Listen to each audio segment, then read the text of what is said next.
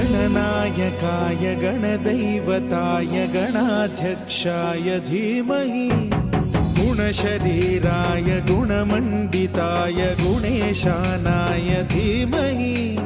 गुणातीताय गुणाधीशाय गुणप्रविष्टाय धीमहि एकदन्ताय वक्रतुण्डाय गौरीतनयाय धीमहि